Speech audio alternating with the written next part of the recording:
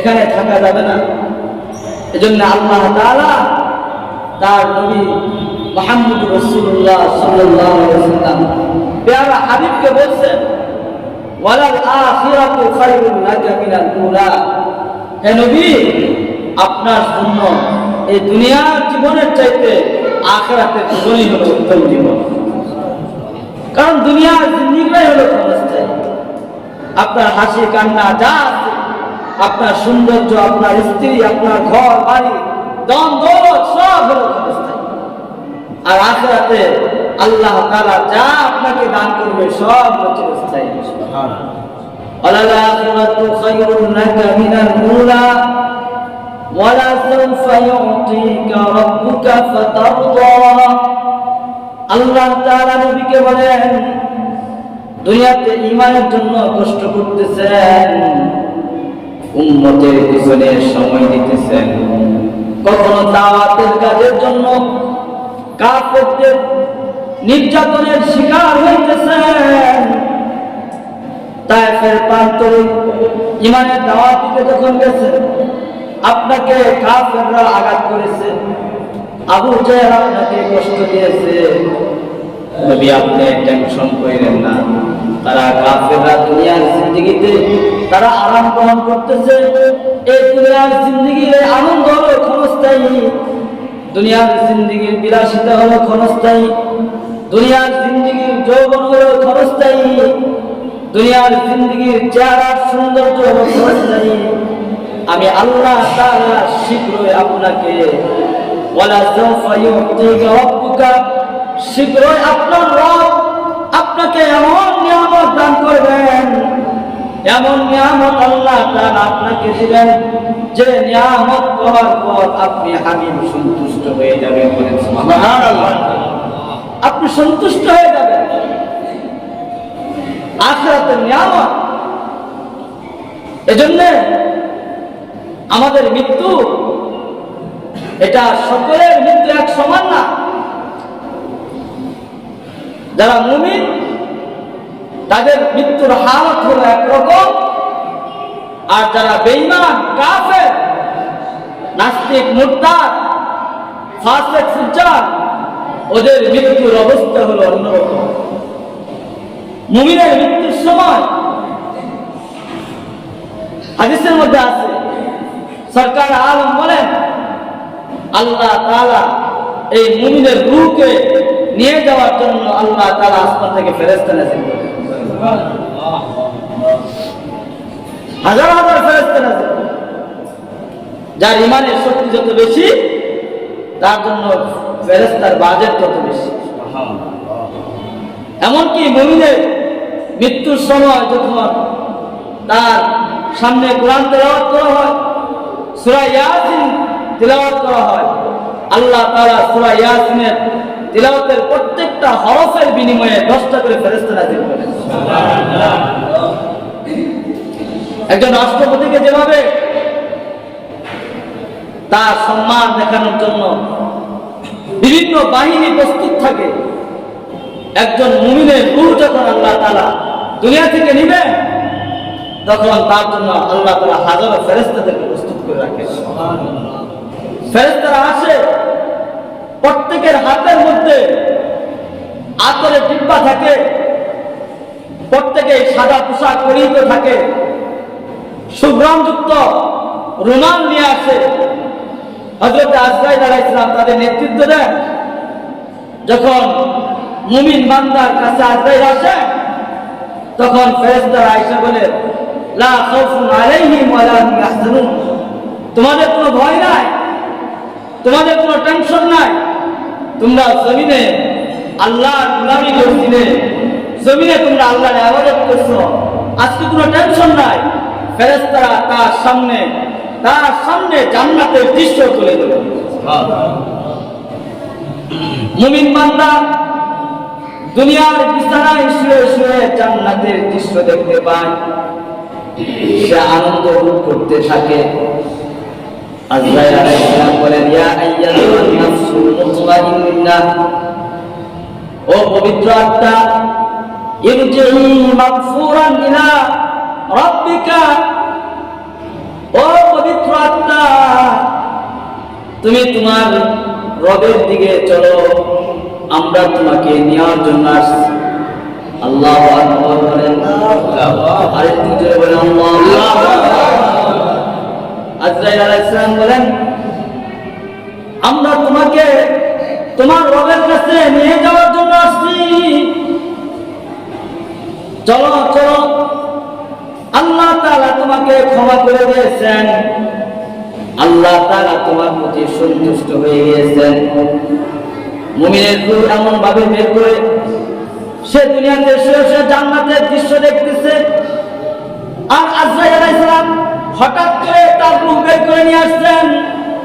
সে কোনো টেরও পায় নাই, কষ্টও পায় নাই। তার রূহকে মেশকে আম্বরের সেই রুমালের মধ্যে যখন ঢুকায়, তার রূহ থেকে ঈমানের সুঘ্রাণ বাইরে হতে থাকে।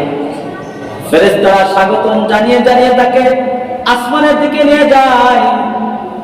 আসমানের প্রথম দরজায় যখন নিয়ে যায়, ভিতর থেকে ডাক দেয়, কাকে নিয়ে আসছো? ফেরেশতারা বলে, অমুকের সন্তান অমুক। তার সুন্দর নাম ধরে তাকে উচ্চারণ করে প্রথম আসমানের ফেরেশতারা তাকে স্বাগতম জানায়, গেট খুলে দেয়, দ্বিতীয় আসমানে নিয়ে যায়। এইভাবে ফেরেশতারা তাকে নিতে নিতে জান্নাত পর্যন্ত তাকে নিয়ে যায়। এই মুমিনকে যখন জান্নাতে রাখা হয়, তার লাশকে রাখা হয় কবরের মধ্যে।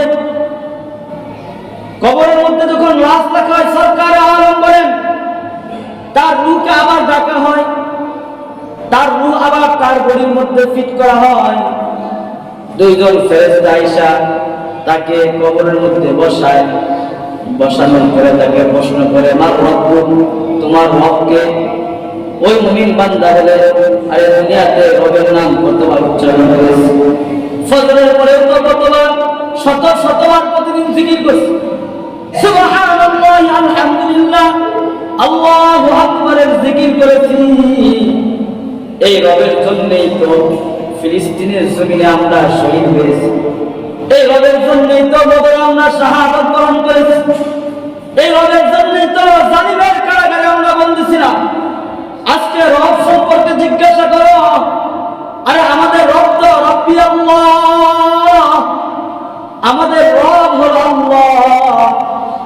ফেরেশতারা জিজ্ঞাসা করবেন, আমা দীনুকা, তোমার দিন কি? তারা বলবে, দুনিয়ার জমিনে অনেক মানুষকে দেখছি দিন ছাড়া চলছে, দাড়ি ছিল না, টুপি ছিল না, বিজাতিদের পোশাক পরিধান করছে। আমরা দিনকে মুহাব্বত করে সবসময় জবানের মুখের মধ্যে দাঁড়িয়ে রাখছি, সবসময় টুপি পরিধান করছি, সুন্নতি জামা পরিধান করছি। অনেক সময় আমার মানুষেরা আমাদেরকে নিয়ে উপহাস করছে, কিন্তু সুন্নত ছাড়ি না। আমাদের দিন হলো ইসলাম। ফেরেশতারা জিজ্ঞাসা করবেন, এই ব্যক্তিকে চিনো কি? মান হাযা রাজুল আল্লাযী বুইসা ফীকুম, এই ব্যক্তিকে চিনো যিনাকে তোমাদের মধ্যে প্রেরণ করা হয়েছিল। সরকার আলমের ছবি তার সামনে আল্লাহ তাআলা ভাষায় দিবেন ফেরেশতাদের মাধ্যমে। ওই মুমিন বান্দা দেখা নবীজিকে চিনে ফেলবে, চোখের পানি ছেড়ে দিবে। ও কি বলো, চিনি না মানে? তিনি বলেন, আমাদের কলিজার টুকরা সরকার আলম মুহাম্মদুর রাসূলুল্লাহ সাল্লাল্লাহু আলাইহি ওয়াসাল্লাম। বান্দা যখন এইভাবে ফেরেশতা কথার জবাব দিবে, আসমান থেকে আওয়াজ আসবে, আরে এই বান্দা তো আমার মুমিন বান্দা, তার পরনে যে দুনিয়ার পোশাক আছে এগুলো খুলে জান্নাতের পোশাক তাকে পরাই দাও। সে তো মাটির মধ্যে শুয়ে আছে, তার বিছানা, তার নিচে জান্নাতের বিছানা তাকে বিছাই দাও, তার কবরের সাথে জান্নাতের কানেকশন তৈরি করে দাও। কিয়ামত পর্যন্ত জান্নাতের নিয়ামত তার কবরের মধ্যে বসতে থাকবে। তার সামনে নেক আমল আসবে, দুনিয়াতে যত নেক আমল সে করেছে, নামাজের নেক আমল, রোজার নেক আমল, হজ করেছে নেক আমল, দান সদকা করেছে নেক আমল, মানুষকে সালাম দিয়েছে নেক আমল, মানুষের সাথে ভালো আচরণ করেছে, স্ত্রীর সাথে ভালো আচরণ করেছে, ভাইয়ের সাথে ভালো আচরণ করেছে, মানুষের সাথে ভালো লেনদেন করেছে। এই সব নেক আমল বান্দার পাশে আইসা জমা হয়ে যাবে।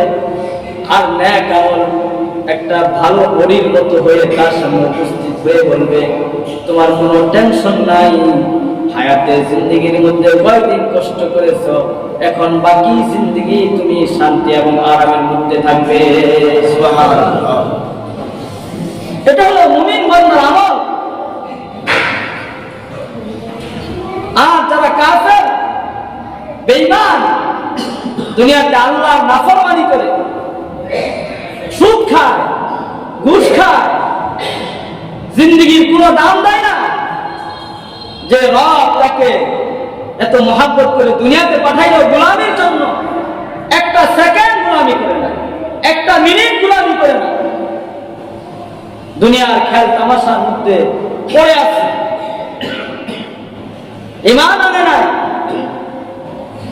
অশান্তি তৈরি করে, সন্ত্রাসী করে, মানুষের রক্ত নিয়ে ছিনিমিনি খেলে, মুসলমানের রক্ত নিয়ে ছিনিমিনি খেলে। এই ইহুদি খ্রিস্টান যারা মুসলমানের জীবনকে পশুর জীবনের মতো মূল্যায়ন করে না, এদেরও তো মৃত্যু হবে। কথা বলেন ঠিক কিনা?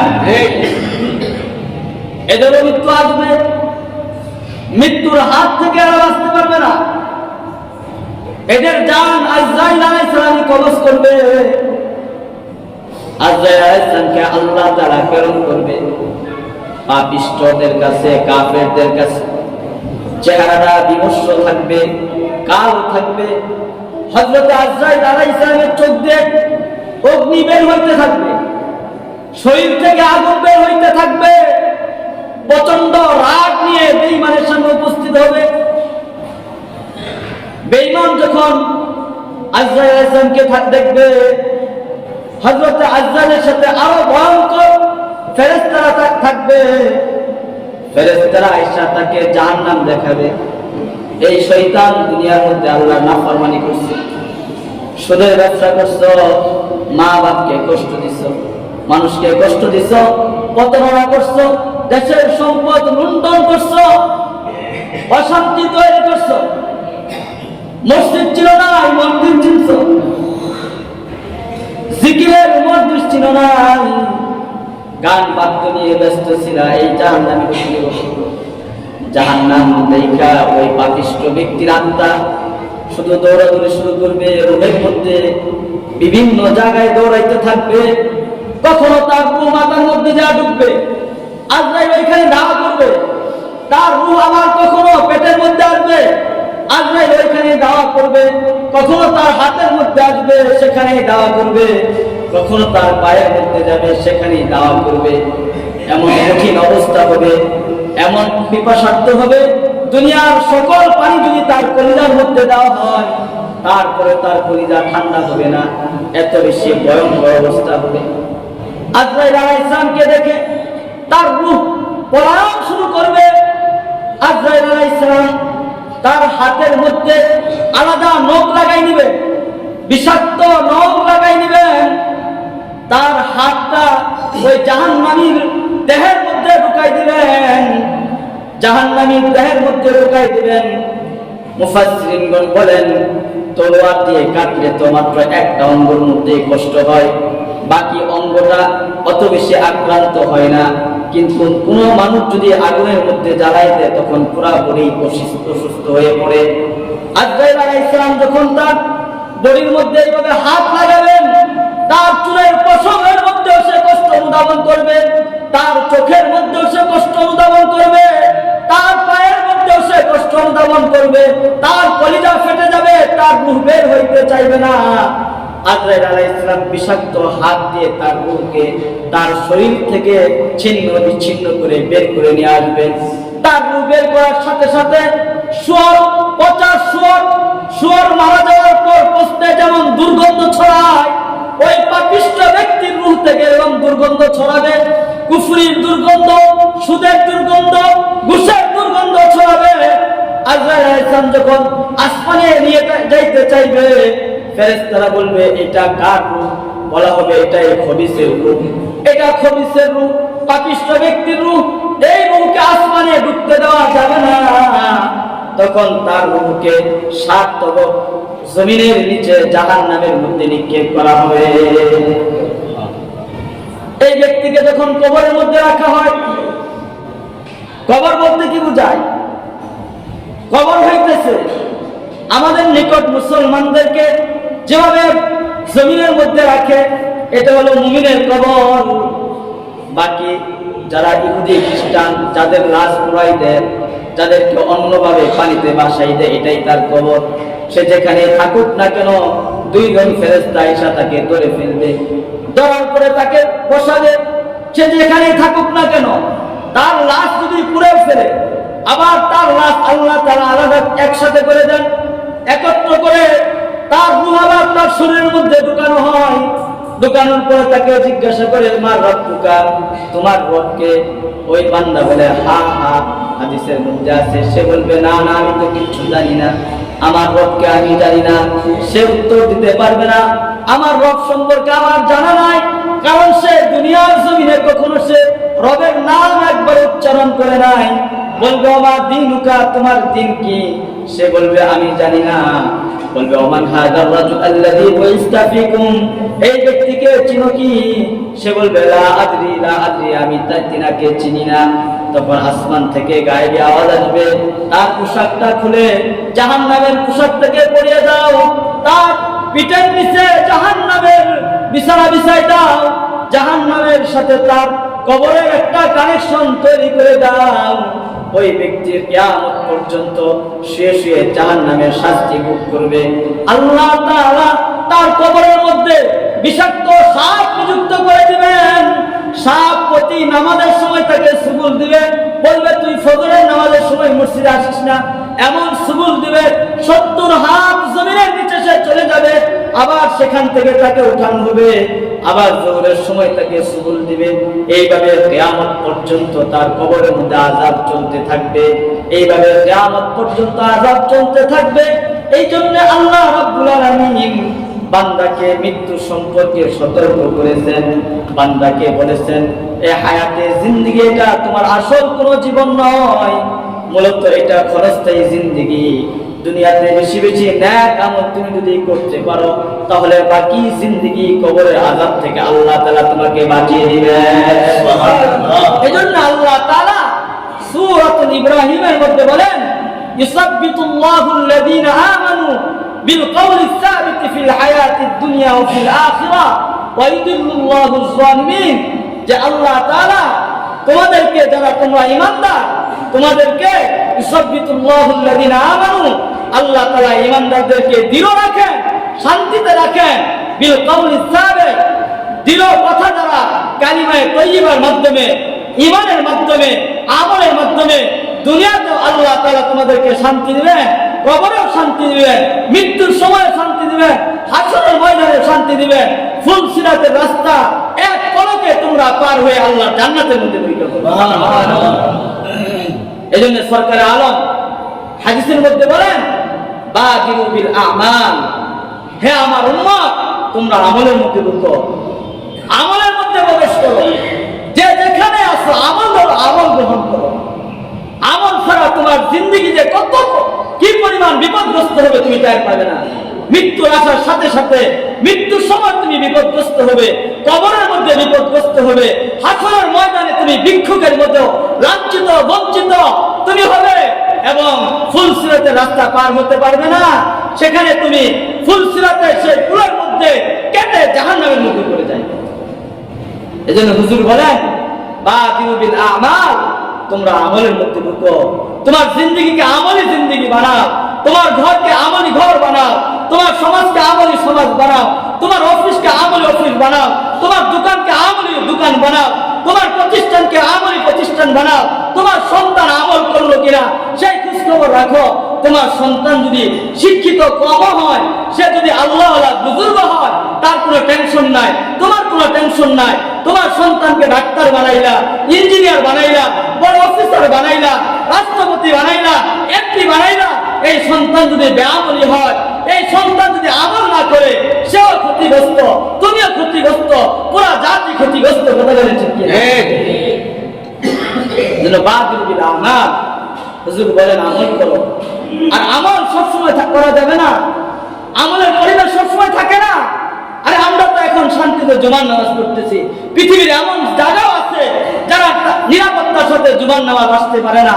জুমার নামাজে আসছে তো ভয় নিয়ে আসছে, নিজের স্ত্রীর কাছে বিদায় নিয়ে আসছে, যে আমি জুমাতে যাচ্ছি, জানি না ইহুদিরা আমার উপর বোম মারে কিনা, আমার বুকের উপর গুলি চালায় কিনা, আমাকে শেষ বিদায় দিয়ে দাও, আমি আমার ঘরে ফিরতে পারি কিনা, এর কোনো গ্যারান্টি নাই। পৃথিবীতে এমন স্থান আছে কি নাই? আওয়াজ করে বলেন। অনেক জায়গা আছে ইচ্ছা করলে আপনি আমল করতে পারবেন। এজন্য হুজুর বলেন যে আমল করো, এমন একটা সময় আসবে কাতিতাইল লাইলিন মুসলিমা, যে ফিতনা এমন ভাবে আসবে, অন্ধকার রাত্র যেভাবে গোটা পৃথিবীকে ছেয়ে ফেলে, ফিতনা আইসা গোটা সমাজকে ছেয়ে ফেলবে।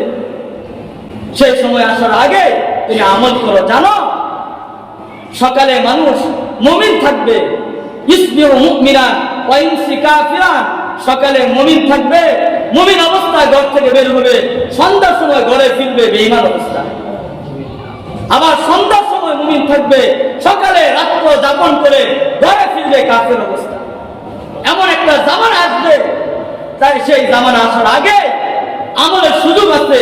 জিন্দেগিকে আমলের মধ্যে ঢুকা, কারণ মৃত্যুর সময় তুমি বুঝতে পারবে আমলের কি দাম, কবরে বুঝতে পারবে আমলের কি দাম, হাসরের ময়দানে বুঝতে পারবে তোমার নেক আমলের কত বেশি দরকার ছিল। এজন্য আমাদের সেই জামানা এসে গেছে, ফিতনা চলতেছে। কিয়ামতের যে সকল আলামত আছে তার মধ্যে অন্যতম হলো ইরফাউল ইলম, ইলম উঠাই নেওয়া হবে, ইলম উঠাই নেওয়া হবে। আজকে আফসোস লাগে, লক্ষ লক্ষ মুসলমান কোরআন তেলাওয়াত করতে পারে না। কথা বলেন ঠিক কিনা? দিনের বুঝ নাই, দিনের সমাজ নাই, ওযু করতে পারে না, গোসল করতে পারে না, আত্তাহিয়াত পড়তে পারে না, দুরূদ শরীফ পড়তে পারে না। দুনিয়ার সব শিক্ষা দিয়ে তোমার কি লাভ আসবে? তোমার কি লাভ হবে যদি তোমার ইলমই না থাকে? এইজন্য মুহতারাম হাজিরিন, আমি আমার বাড়ি নিয়ে যতই চিন্তা করি না কেন, আমার অফিস নিয়ে যতই চিন্তা করি না কেন, আমার ক্ষমতা নিয়ে যতই চিন্তা করি না কেন, আমার সন্তান স্ত্রী ব্যবসা নিয়ে যতই চিন্তা করি না কেন, আমাকে মৃত্যুর সম্মুখীন হতেই হবে, আমাকে কবরে থাকতেই হবে, আমাকে হাসরের ময়দানে উঠতেই হবে। এই বিষয়গুলো বেশি চিন্তা করা দরকার, বেশি চিন্তা করা দরকার, কারণ আপনার দুনিয়ার এই ব্যস্ততা আপনার কোনো কাজে আসবে না। এজন্য আমাদের হুজুর সাল্লাল্লাহু আলাইহি ওয়াসাল্লামের উপদেশ অনুযায়ী আমলের মধ্যে ঢোকা দরকার। কথা বলেন ঠিক কিনা? আমরা আমল করতে রাজি আছি ইনশাআল্লাহ?